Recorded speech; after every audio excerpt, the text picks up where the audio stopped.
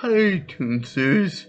It's your old pal Landriscina here, and I'm going to talk to you about an episode of Dragon Ball Z that I have never seen before. And no, this isn't because it's a special edition or anything like that, or a special, filler episode, but I just never saw it as a kid.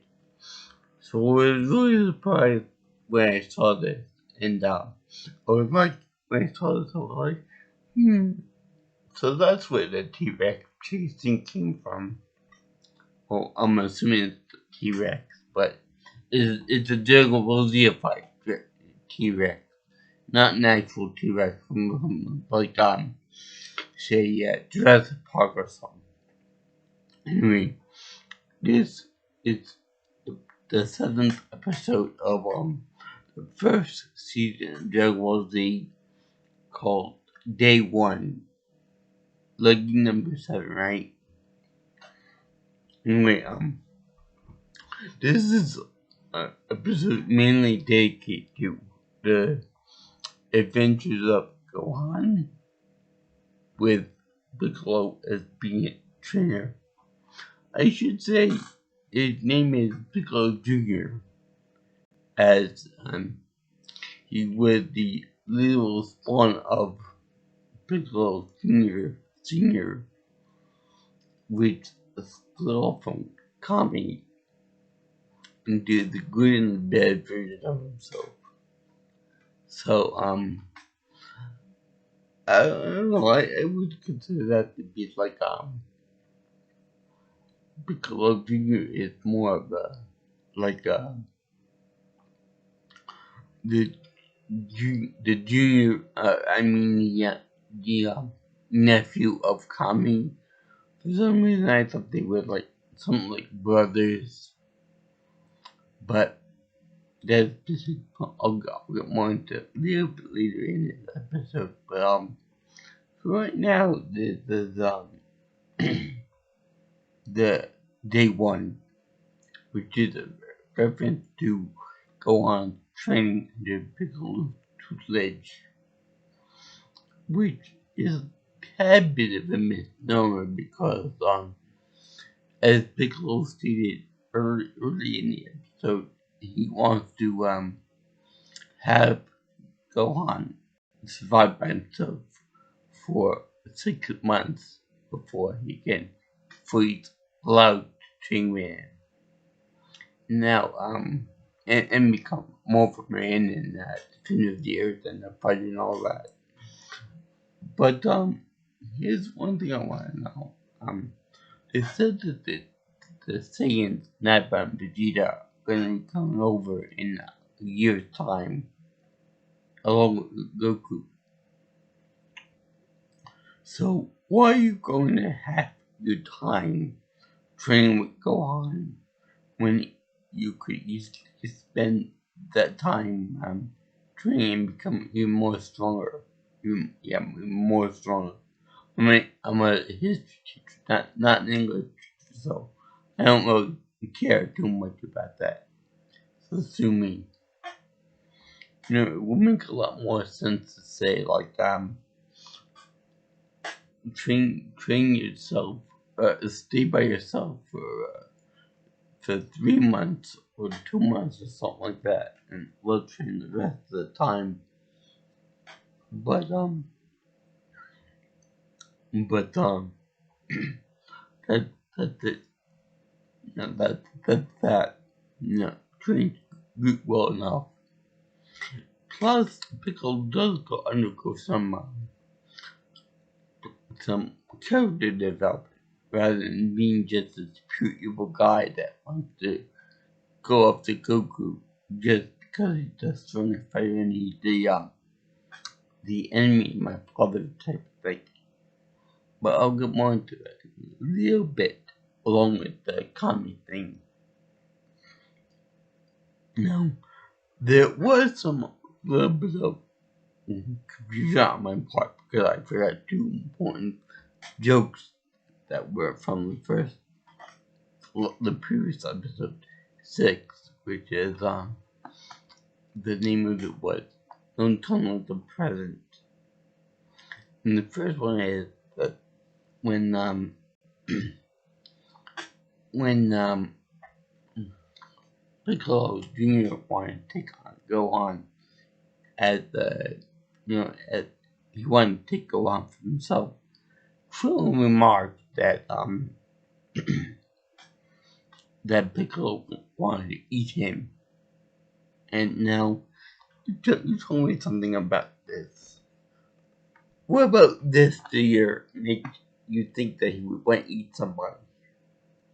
Later on in the series, we learned that they only Namek only taking water. And I think in the movie, I think you've seen Rose like it's got a jelly beans or something. And that was kind of funny, but his reaction and stuff because I know that he's supposed to be like this big demon guy and stuff. It is before that they eat children, but that's just silly.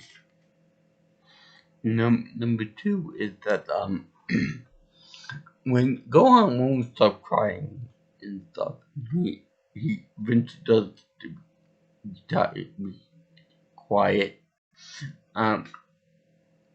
He said, I'm gonna unleash your true power so you can become a fighter like me, your father, among other strong fighters in the world. So he said, I don't want to do it. I'm afraid. And then Piccolo says, you'll be even more afraid when I get done with you. That's funny. That's something that any teacher should say.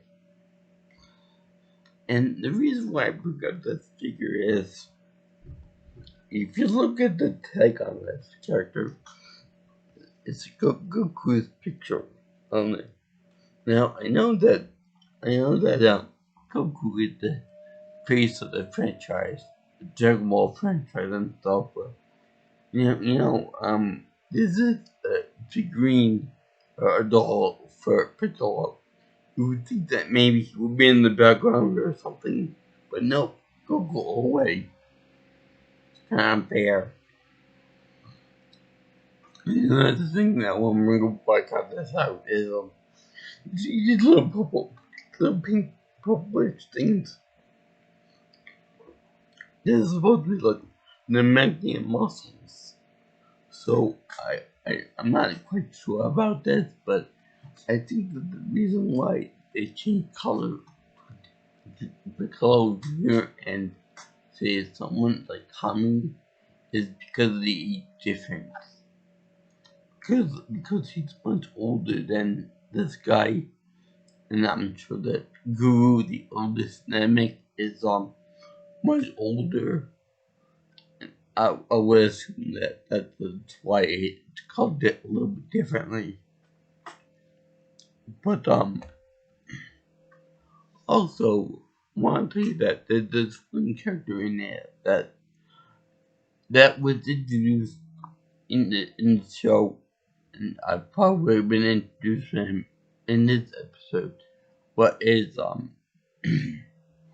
was introduced to him much later on in the show, called Mr. Popo. Now, Mr. Popo is more or less like a assistant Kami. He's supposed to be immortal, and he's supposed to be like he's supposed to be sort of the genie or jinn. Now, why is this a big issue? Well, a number of reasons. First and foremost, he's black at the Ace of Spades. He's got big lips, and he heavily resembles that of an old-fashioned minstrel show. Now, this would be offensive to all African Americans and Muslim Latinas and Latinos too. But they must have known that this would anger some people.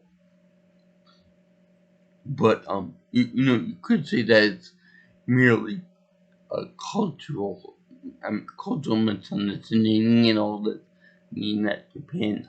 I don't think that Japan knows that much about, you know, uh, like relations with whites and all that. I think you will only find that like the history books and stuff. Highly specialized history books on American history. But for the most part, I don't think they would know about it. But the Japanese version does have more of a solid connection with stereotypes and all that. Because in the Japanese version, Mr. Popo speaks in more of a, how should I put this, more of a low class version of Japanese. And he's got more limited vocabulary. Now, this might sound different to someone that doesn't know Japanese. They would assume that, it's all the same thing, all that. But I would put it to somewhere like England or the United Kingdom, for example, that get the high class English people, like Queen of England, a royal family, your average person from London, and then you got the more lower class people, like say the Cockney accent people, like the people who you would normally think of when you think of like say a working class person, or say uh prostitutes or something like that, real lower class person. Or you could think of it like Americans and English. Like we are more of a lower class than say British person. Or going even than that, like people who have the southern accent, for example, one of many southern accents, they might be seen as being low on the social ladder than say somebody else. It's a minor difference, but it's still different nonetheless. I'm sure that you could probably think of other parallels to it, but I just feel sorry for this poor guy. They did the same thing with Jinx in the Pokemon anime, but I just felt bad because they didn't know what to do with this character to make him more justifiable for being in existence and not being so offensive. So what they did was they changed him.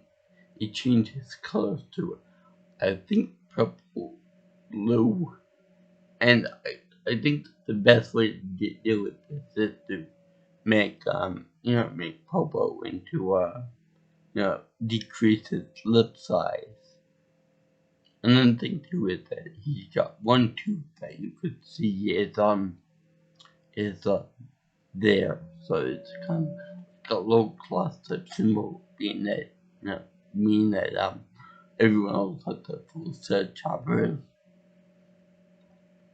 I don't know, that's just one minor thing that I noticed. Only one character, more or less.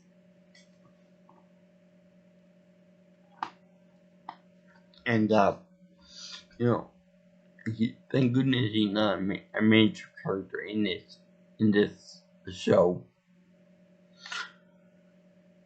Oh boy! Now that we got that boy out of the way, on with the rest of the episode. So they showed that Gohan has to be a manly man, and defend himself against lions and tigers and bears. Oh my! Oh, not the bears part, but image Land of Tigers, even though in the main Dragon Ball universe they have dinosaurs on this planet still around, and they have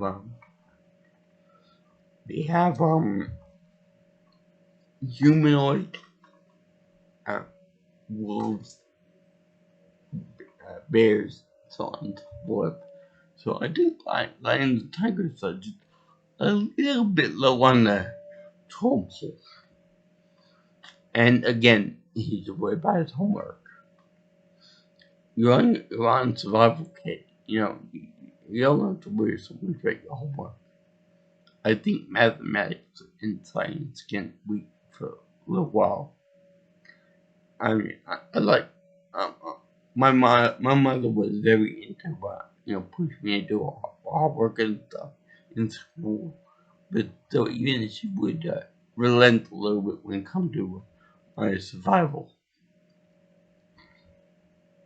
So now we also get an introduction to well, not really an introduction, more of a continuation of Gohan discovering his powers.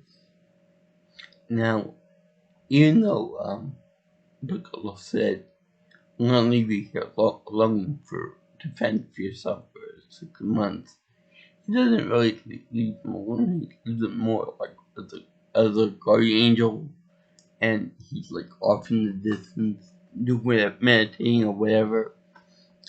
So then he decided to help him out by giving a bunch of food. To which Gohan bitches that that is too sour. And of course Piccolo says that spoiled brat. And it's the one and only time that I'm gonna help you out. But let me just say about a little predicament too. The aforementioned T-Rex T16. The T-Rex chasing Gohan as he tried to get his coat blue away, and he put the snake in it. Which harkens back to the previous episode where Chi-Chi was worried about Gohan's coat and a snake bite him in the head and him getting brain poisoning because of it. Even though his father is a super tough warrior, a snake bite shouldn't penetrate that thick skin. But anyway, he gets chased down by a T-Rex, a Zeified T-Rex, and he ends up tripping, and the T-Rex goes down to eat him. But the thing is that Gohan taps into his hidden powers. He teleports himself to top of a boulder or a rock structure, a big tower. Now, I haven't mentioned so far, but I think that those rock structures, like in deserts and stuff in the Dragon Ball universe, were based on mountains in China, I believe. Don't quote me on that, but I think that they were designed after the same mountains that were the inspiration for the Halloween Mountains in the Avatar franchise, the Blue Alien movies. So he gets teleported up there and he falls asleep, crying and hungry and stuff. And then Piccolo decides to give him 2 apples. That, of course, was sour, but he would know because he never eaten any food before. So that was really nice to him. And it was really nice for him to meet that Rose taught about he was a pampered little brat. Now, in the last Dragon Ball series, we are led to believe that Piccolo is pure evil. but he does have a soft side, especially for Gohan. And Kami does bring it up in the toward the end of the episode, being that number one, he was willing to team up with Goku, being the ultimate good versus the ultimate evil, to fight Raditz, a common enemy, which I love, but it gets a little used up by the end of the show, and less so in Sailor Moon, but Crystal kind of ruined that for me a little bit because all the foes in that show get vaporized. There's no reconciliation between the good guys and the bad guys. Oh, you're evil. Bye. Goodbye. I'm gonna wish you away. Except for Sailor Moon. But I'll get into that when I get into that show. Which, by the way, they bought the Japanese version of the original show so that I can learn Japanese a little easier for my college class. In any case, back to the good stuff with Dragon Ball Z. So, Tommy said that Piccolo is getting less evil and more good, being that he helped out Goku with playing Raditz, because if he had lost, he would obviously get trounced by Raditz. And number two, because he wants to train up Gohan, which he said both in this episode and the previous one, that if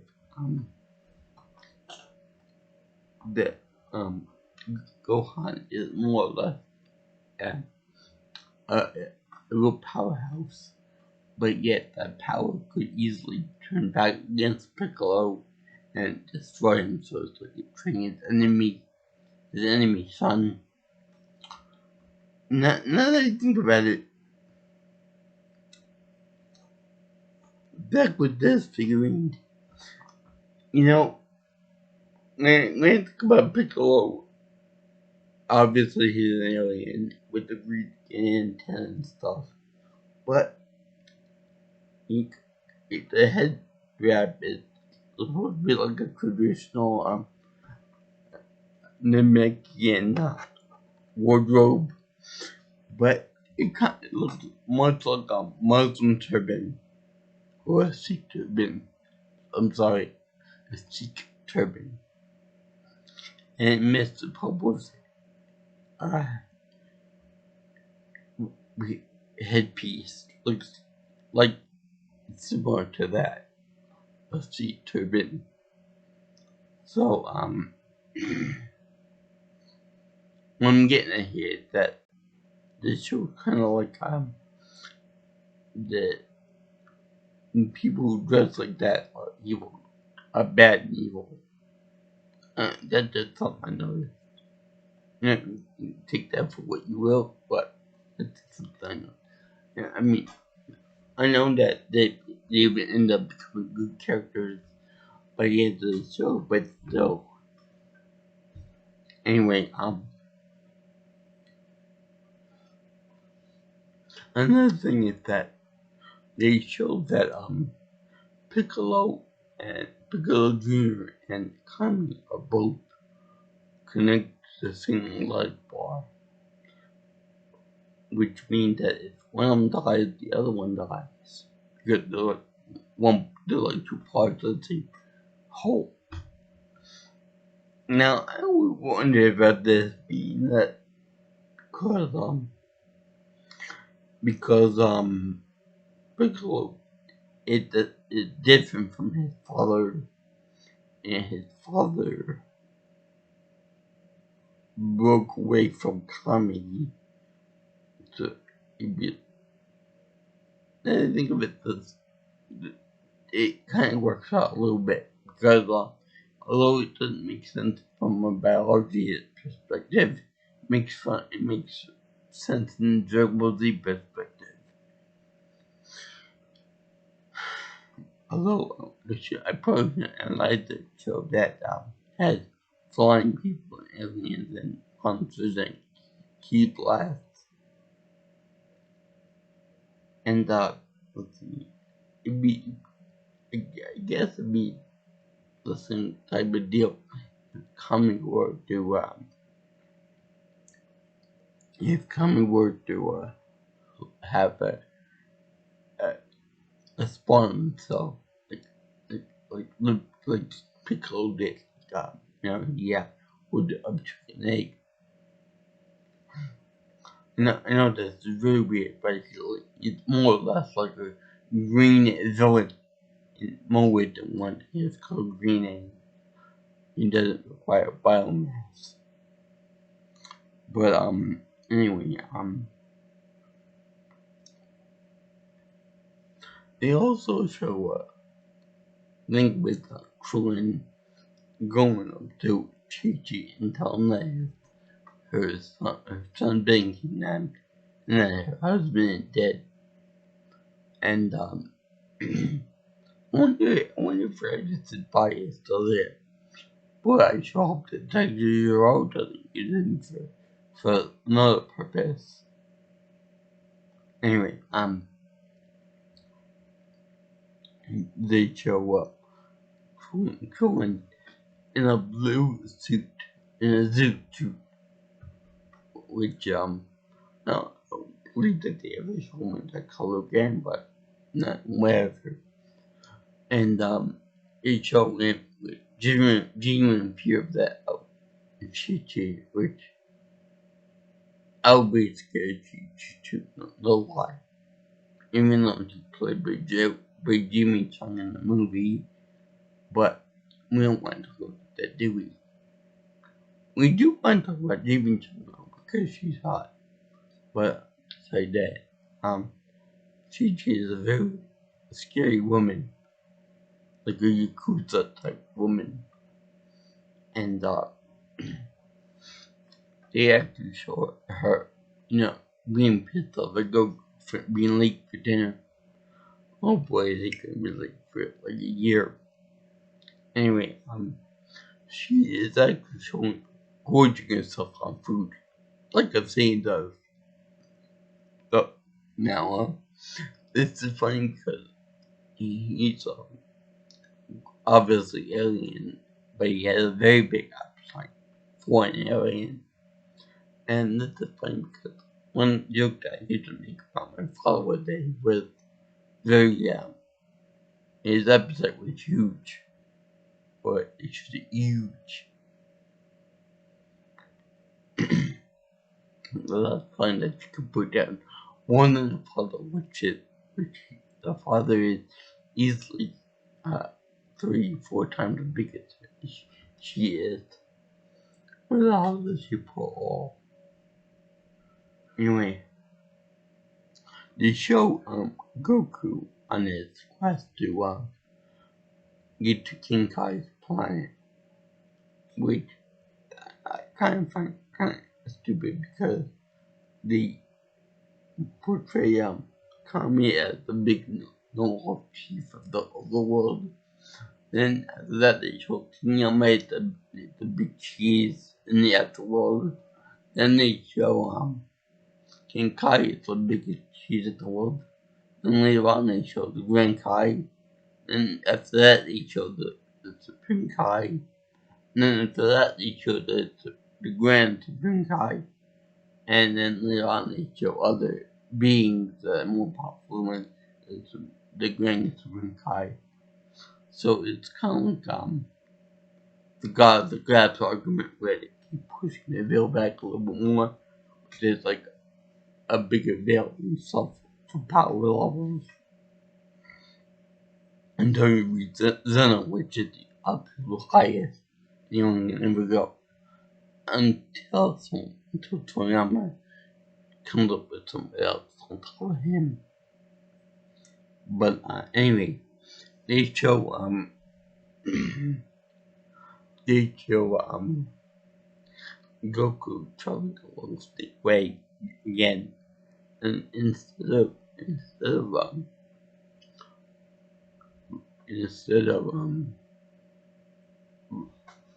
run away, he decided to jump it, to jump across and skip to say to the end, like a regular slugger. This isn't a good year because he misses on a step, and the actual clouds parting from heaven and try to suck him down like a big vortex. And then you see Kafagruis, if I'm pronouncing that right,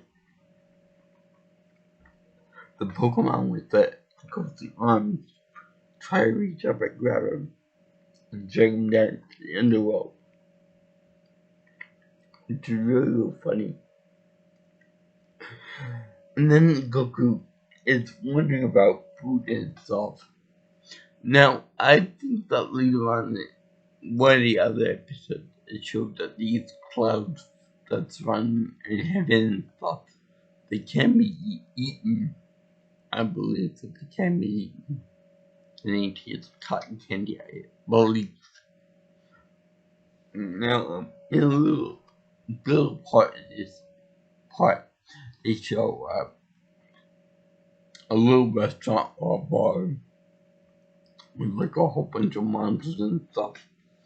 And they show for Baba and meet Master Roshi's older sister, I think, communicating with the other, with the guy that Goku told to pass on a message to her, and then from there to his to Roshi. Not the Elmer Fudd guy from the first one. Yet there was an Elmer Fudd. There was a guy with an Elmer Fudd accent from the first thing. Yeah, probably. Yeah, well, whatever. You get the point. So, the music here. Now, there's a Frankenstein monster, and then there's a mummy monster, which is, I don't know if it's a tribute to the first Android 8, which again is a Frankenstein monster reference from Dragon Ball, or the mummy from the Dragon Ball franchise, the beginning. And there's also like a zombie Japanese lady over there, the most beautiful zombie in the world, I think. I honestly don't know, something like that. I think Fame has it. Anyway, she's actually disturbed by the guy director who shortchanged her, like, I think the 20 zillion or something like that. And even more disturbed when his head pops off. Now, you're in a realm full that the monsters, spirits, mythological creatures and stuff. How is the zombie's head popping off gonna creep you out? That's just a question. And another thing that doesn't answer is, what in the hell would these monsters and things need a toilet? Because it's a restaurant now, so they have food and they have a toilet. You know what would they need a restroom for whatever business that they have? I don't think want to show that these monsters are human, more or less. They're humanoid. Now, funny. Most of the creatures in the show are humanoid, and they have fingers, hands, arms, legs, among other features. So we'll get what a Toriyama species is. So something, even when they transform, they got human features and kaiju features like when they transform into the Ozoro, the great ape, which is nothing I can picture at, because there are more monkeys than anything, even though Frieza's little thing is racist and a species is, by calling them monkeys stuff. They are more accurate because monkeys have tails. Apes don't have anything in the back end. Much to their downfall. But also another thing too that I could complain about is the fact that Piccolo Jr. is supposed to be like a guardian angel to go hunt, so that anytime he is really in danger or is very hungry and stuff, he can give him help and unseen help. And yet Gohan does catch on to this by saying that on top of its rock pillar there are no trees. How did these apples appear? Unless it's been Piccolo. But anyway, this little turn of events that have been Piccolo hovers in mid-flight and gonna go on, not directly in front of home, but go on to just look up a little bit and see him there. So what gets Michael going to the Wizard and see the big green monster guy up in the sky.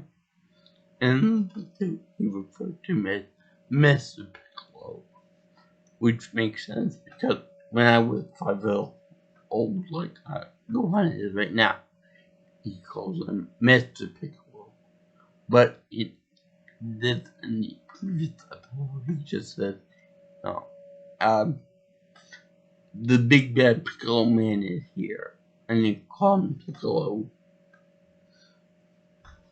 along with his other brother being Tambourine and Symbol and something else too. Well, they say that he also referred to, Gohan referred to the other guys as, Yamcha, and then Mr. Tien, and then Chasu is just Chasu, and that one is not just plain Cruel. I don't know why he's special, but he called Piccolo Master and Tien Mr. Tien. And he referred to everybody else by their real name. Don't know Mr. Now, I have to mention this. I went to college, and I had this guy called Partha. His name was Partha, and his name was, I can't pronounce his last name. So he will bring the boat everyone whose name was Mister. We kept calling Mister whatever, but he always wanted us to call him Partha. I don't know, it's so weird. Anyway, he told us a good point that said that when the kami is old, and since he's old and stuff, he's gonna die real soon, and Dragon Ball is gonna die with him too. Now, I'm probably not gonna bring it up, but this old age thing with kami doesn't really factor into anything because it's like I don't know how to put this it's more or less like saying that character is old and he's gonna die the next day and the next day and the next day and the next day forward and stuff like that. Meanwhile, he never dies. During the entire course of the show, he never dies. He never goes old enough to die of natural causes. Although there's one episode where he does pass away because Piccolo passed away too, but that's because of the Saiyans or all of that in that Nappa. So they show them like that. And then also in the Gold Junior saga, much later on, they show Gold Junior using coming as an old wrinkle punching bag. So that frailty argument doesn't really fly too well. I believe that this is the first episode and the only one they mention how old he is. I mean, sure, when he does die, he becomes more or less like it's very sad that he goes away peacefully and stuff. I wonder if King will remember that he made fun of him back then. But anyway, this episode of my little vlog thing is getting a little bit too long. Yeah, the guys said they got prepared for the Saiyans and stuff. Goku's the ring, Snake Way and stuff like that. And that's that. And that Piccolo train Gohan because in his own words, him and Goku barely beat Raditz on their own, and two even more powerful Saiyans are gonna arrive in 1 year's time. So I don't get training. But first, let me leave you alone here for half the time so I can go meditate and the So I've been Landriscina, and if you want to leave me any comments, suggestions, or anything else, my number is 631-707-3707. My email is at JK's viewing channel at gmail.com, and my Twitter is Pete Nelson Pro. And you better be quiet, or I'll give you something to cry about. That's all for now, guys. Sayonara.